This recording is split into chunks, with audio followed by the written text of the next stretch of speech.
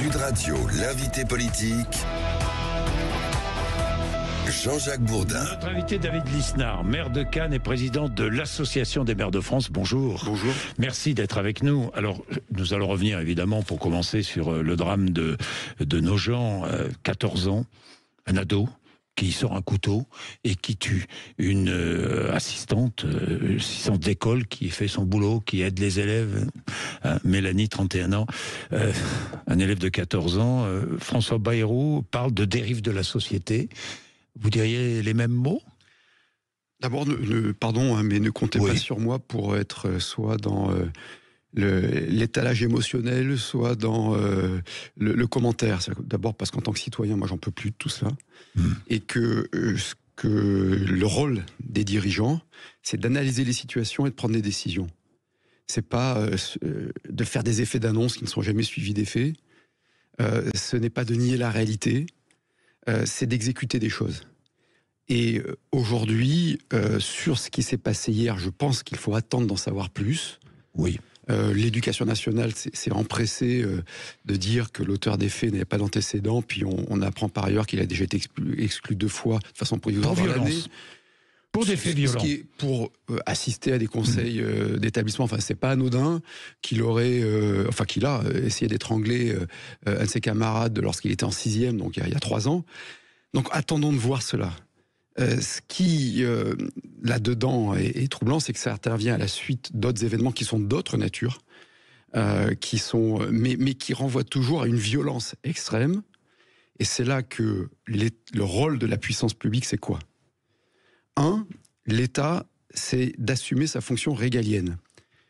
Je sors du cas d'hier qui, à mon avis, renvoie à d'autres sujets, dont la santé mentale, qui a juste titre été évoqué hier. Je vais vous en parler. Qui a juste titre a été évoqué hier. Mais on verra ce que diront les pédopsychiatres, on verra ce qui sera dit. Mais en attendant, c'est que hier, comme c'était le cas lorsqu'il y a eu le meurtre d'Elias, comme c'était le cas lorsqu'on a retrouvé c'est Crépol, bref, c'est qu'il n'y a jamais la réponse qui consiste à dire que la société doit être protégée lorsqu'on identifie des enfants et des adolescents violents, dont on sait qu'ils peuvent passer à l'acte. Donc, un exécutif responsable engagerait un travail, non pas d'affichage, mais réel, à travers les clubs de sport, les établissements scolaires, pour identifier ces individus que l'on connaît dans nos villes. On retrouve quasiment toujours les mêmes dans les actes de violence, et les mettre dans des centres fermés, à disciplinaires. À Nogent, pardon, pas loin de Chaumont. À Nogent. Deuxième élément. Deuxième élément. Bon, allez, terminé. C'est qu'ensuite, c'est de poser la question aussi ce sont des actes qui traduisent le fait que quand vous interrogez ces enfants et ces adolescents, tous les policiers vous le disent, ils n'ont aucune empathie, aucune sensibilité à l'égard des victimes. Donc on est dans ce processus qui fait que la civilisation, qui est le fait d'intérioriser des règles communes, d'appartenir à une nation, à un groupe, c'est délité. Alors, il ne s'agit pas de déresponsabiliser, au contraire. Donc on va d'abord chercher la responsabilité individuelle des individus fauteurs de troubles et on les isole pour protéger la société. Ensuite, on va produire une politique publique qui, enfin, redonne du sens de l'autorité, du respect de l'adulte, de comprendre d'apprendre à gérer les frustrations. Enfin, troisième élément, les familles. Le rôle de l'État, c'est pas d'éduquer, c'est d'instruire et de protéger. Le rôle des familles, c'est d'éduquer. Et donc, lorsque les familles n'éduquent plus, eh bien, il est du ressort de la puissance publique de sanctionner les familles qui n'éduquent pas. Bien, mais un cas ne ressemble pas à un autre cas. Vous êtes bien d'accord, David Lisnard. Bien, établir des comparaisons. Est-ce la bonne solution ? Je vous pose cette question, pourquoi ? Parce que depuis hier, j'ai vu quoi ? Après la mort de Mélanie. J'ai vu quoi ? J'ai vu un Premier ministre nous dire il faut absolument interdire la vente des couteaux aux mineurs. Oui, non, mais ça vous fait sourire. Moi aussi, ça me fait sourire. Parce que le mineur n'a pas besoin d'aller acheter un couteau. Il suffit qu'il aille dans la cuisine ses parents pour prendre son couteau. D'ailleurs, c'est souvent des couteaux de cuisine qui sont utilisés. Souvent des couteaux de cuisine qui sont utilisés. Ça, c'est la première chose. Deuxième chose, le président de la République dit il faut interdire les réseaux sociaux aux moins de 15 ans. Bon, très bien, mais qu'est-ce que vous en pensez ? C'est-à-dire que Une interdiction peut être légitime dans l'action publique. Oui. On peut prendre le temps. Oui. Mais l'interdiction doit toujours être justifiée et étayée sur des faits avérés. La règle dans une démocratie libérale, la règle dans une république, c'est qu'on est libre, sauf si on empiète sur la sécurité des autres et la liberté des autres. S'il est établi que les réseaux sociaux, de façon sûre et avérée, produisent une violence pour les moins de 15 ans, jusqu'à maintenant, il n'y a rien qui a établi ça. Il y a des éléments... Vous êtes favorable ou pas à l'interdiction ? Mais moi, tant qu'il n'y a aucun élément scientifique qui démontre cette nocivité, je suis par définition contre l'interdiction. Si on démontre vous qu'il y a êtes une un libéral, nocivité, vous êtes un je libéral pense que assumé, vous êtes contre l'interdiction. Mais c'est pas une question de d'être contre une interdiction, c'est d'être pour une interdiction lorsqu'elle est légitime et justifiée. J'ai des enfants. Oui. Mes enfants ne regardent pas un écran à partir d'un certain âge. Mes enfants ne regardent pas un écran le matin. Enfin, il y a des règles qui dépendent des familles. Et donc, si on estime qu'il y a une nocivité et une dangerosité des réseaux sociaux, et c'est avéré, je serai pour l'interdiction. Pour l'instant, tout ça, ce sont des effets d'affichage et d'annonce. Et puis, on parle des réseaux sociaux, mais on ne parle pas des jeux vidéo. Et parce que moi, quand je vois la violence des jeux vidéo et le fait, leur ressemblance avec la réalité, c'est extrêmement figuratif. Et pourtant, pour l'instant, on n'a pas d'études qui démontrent cela. Donc, il faut faire attention aux emballements, aux effets d'annonce. Bon, David Lisnard. Et si vous voulez, parce que quand on dit le réseau social, le jeu vidéo, on ne va pas voir l'individu qui est responsable des actes ou la cellule familiale qui est responsable des actes du mineur. Et ça, c'est insupportable. Bon, c'est insupportable. alors, et puis deuxièmement, qu'on redonne un peu de force morale à notre société. C'est ça qui est important. C'est que quand vous transmettez de l'espérance à vos enfants, quand vous leur transmettez du sens et des valeurs, c'est difficile, on n'y arrive pas toujours, mais vous les placez dans une probabilité d'élévation. Parce que si vous ne le faites pas, c'est Hannah Arendt qui disait c'est dans le vide de la pensée que s'inscrit le mal. Eh bien, si vous ne leur donnez pas de l'espoir, de la confiance et des repères, eh bien, certains vont leur donner de la violence et des couteaux. C'est comme ça. Alors, David Lisnard, je vous écoute. J'ai écouté tous les responsables politiques intervenir depuis ce drame, depuis hier matin. J'ai entendu beaucoup de choses. Et j'ai entendu Bruno Retailleau nous dire la réponse n'est pas que sécuritaire. Oui, il a raison. Et il a raison. Mais quel est le responsable politique qui s'interroge sur les efforts que nous faisons pour aider les ados qui souffrent pas que physiquement, mais qui souffrent psychologiquement? Quels sont les efforts que nous faisons pour aider tous ceux qui encadrent ces ados dans les collèges et dans les lycées, comme Mélanie, et qui sont parfois en sous-effectif, et qui sont parfois...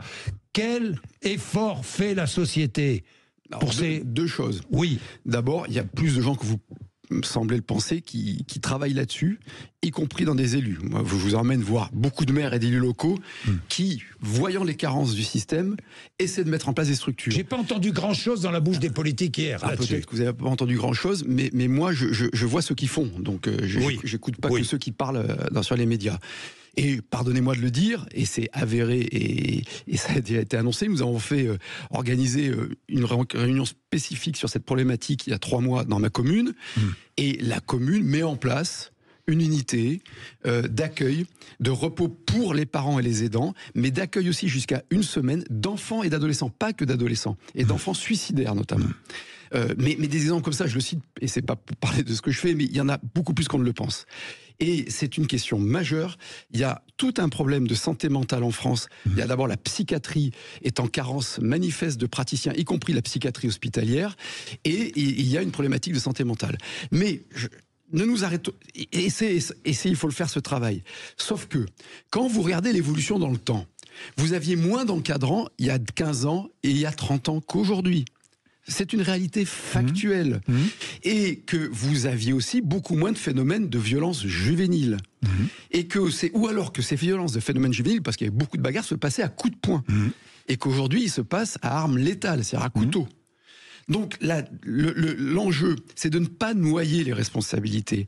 Et il n'y a pas de contradiction entre une action de long terme qui consiste à recréer un cadre éducatif, une action d'instruction, mais une action répressive. Et j'en ai assez de voir les oppositions entre tout cela, ceux qui vous ne parlent que de répression, ceux qui nient la réalité d'avoir enfin une justice pénale des mineurs adaptée à l'époque, qui enferme, qui sanctionne tout de suite la césure qui a été mise en place par l'ancien garde des Sceaux entre le moment de la culpabilité et le moment de l'exercice potentiel de la sanction de plusieurs mois est une catastrophe. Alors, vous proposez... Et c'est exactement ce qui s'est passé sur Elias. Pardonnez-moi, mais moi, il y a tout ce que je vois dans les communes et chez moi, dans ma commune.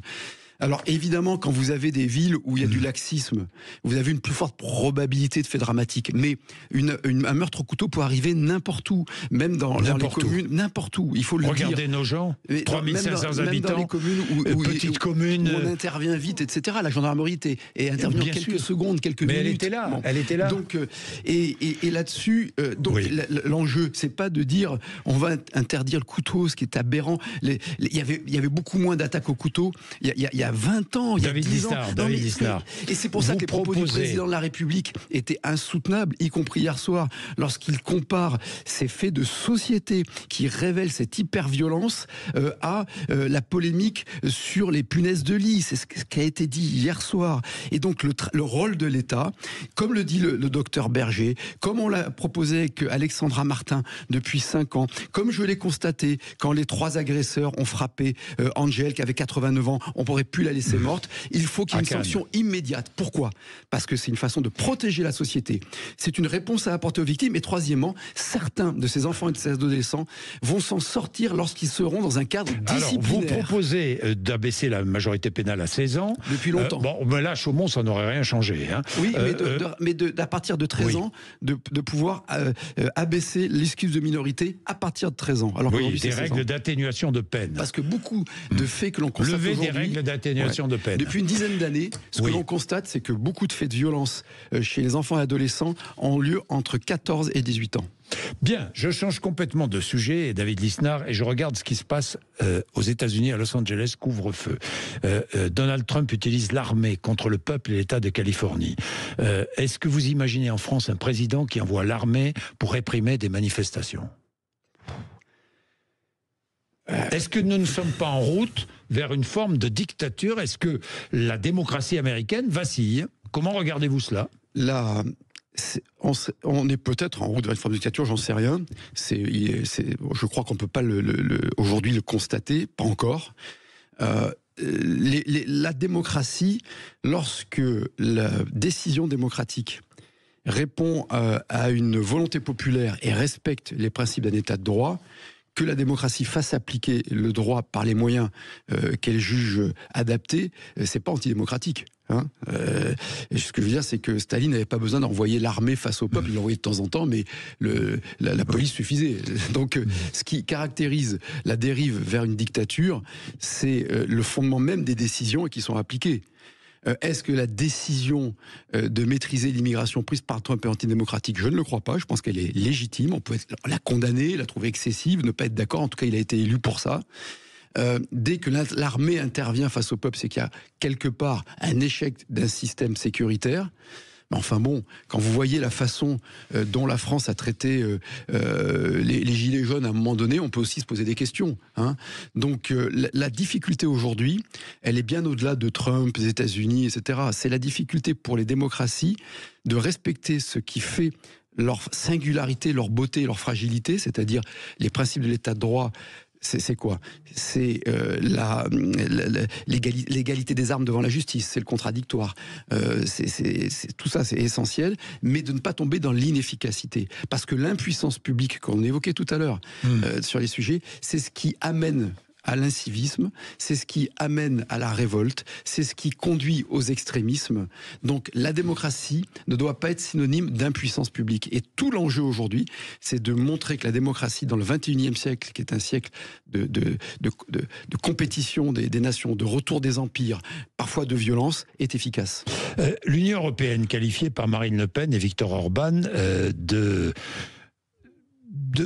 finalement de régime marchand, wokiste et, a-t-elle dit, ultra-libéral. Et vous vous êtes opposé à cette... Vous avez dit ce que vous pensiez de ces propos-là. Oui, parce que je pense que l'Union européenne a beaucoup de défauts.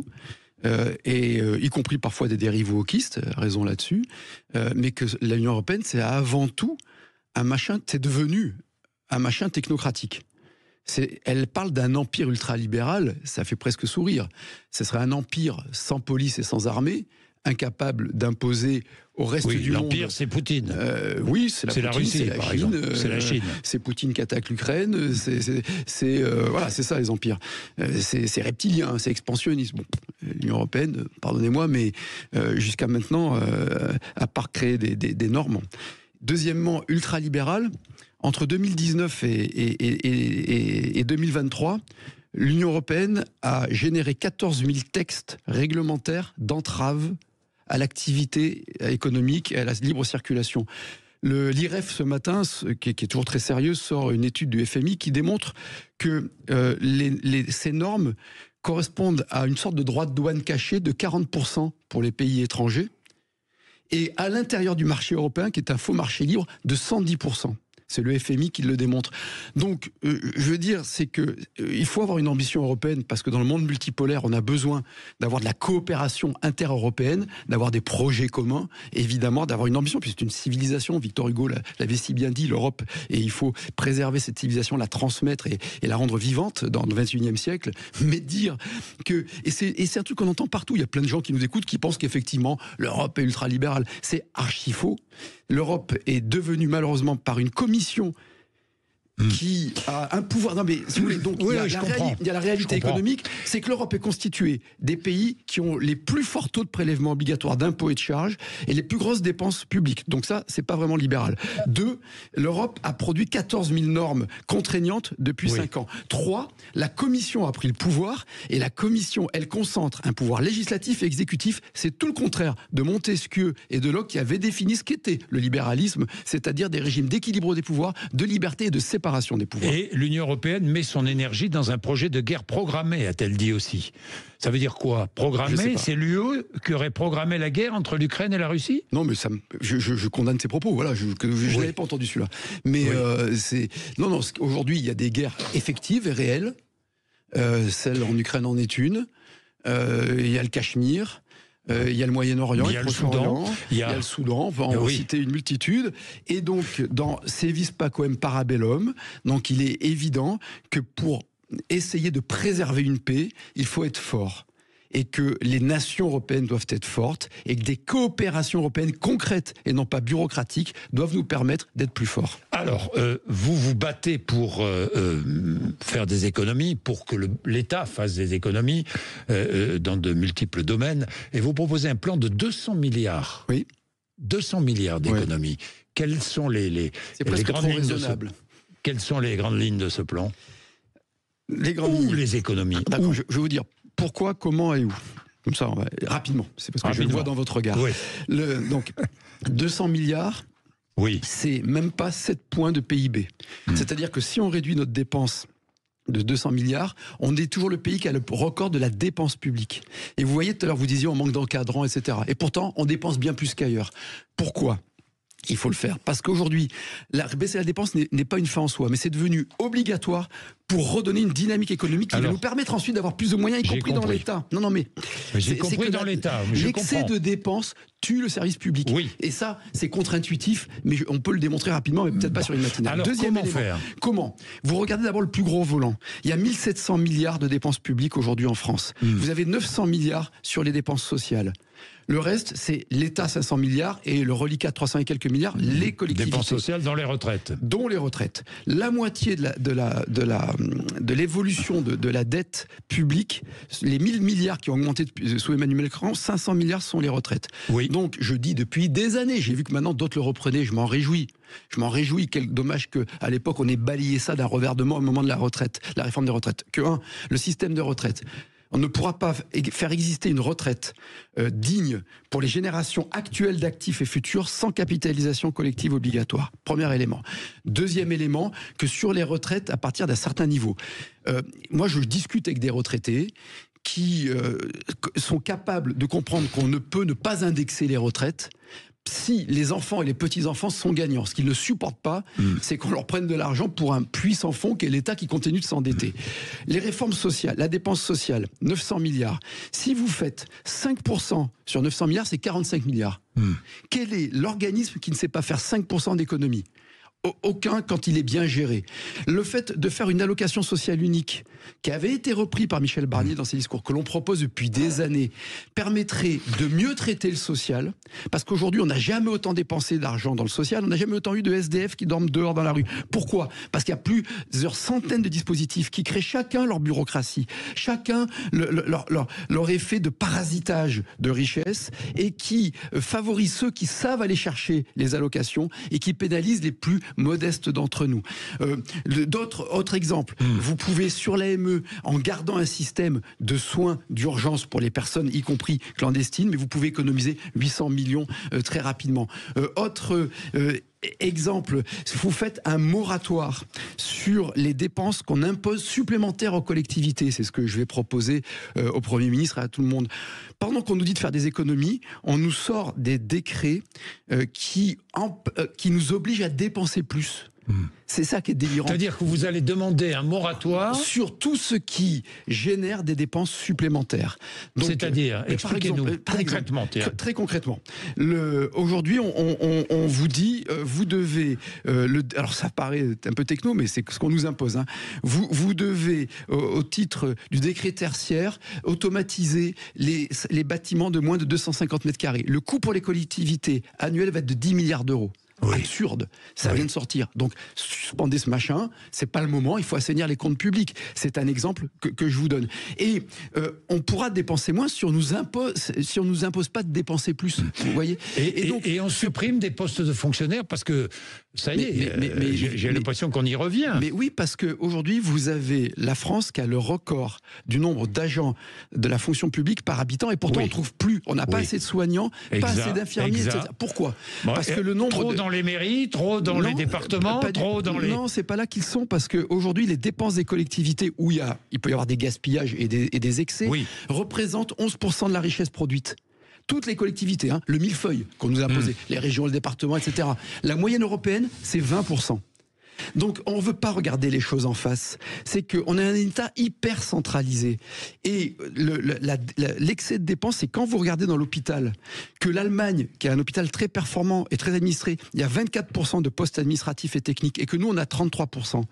Que c'est pareil dans toutes les fonctions publiques, y compris locales, c'est les postes hyper administrants, parce que comme on a un droit qui est devenu envahissant, contradictoire, vous êtes obligé en permanence de faire appel à de la bureaucratie. Donc il faut s'attaquer à cette bureaucratie. Trop de bureaucrates tuent l'infirmier, tuent le policier, etc. C'est ça qui fait qui flingue l'État. S'il suffisait de dépenser de l'argent public pour avoir un bon service public, on serait le pays au meilleur service public du monde. Or, ça se dégrade. Vous avez, David Lisnard, vous venez de résumer un peu les grandes lignes de votre programme de 2027. Oui. Quoi qu'il arrive, vous serez candidat. Quoi qu'il arrive, je proposerai ce projet. J'espère être en mesure de le porter. Vous serez candidat.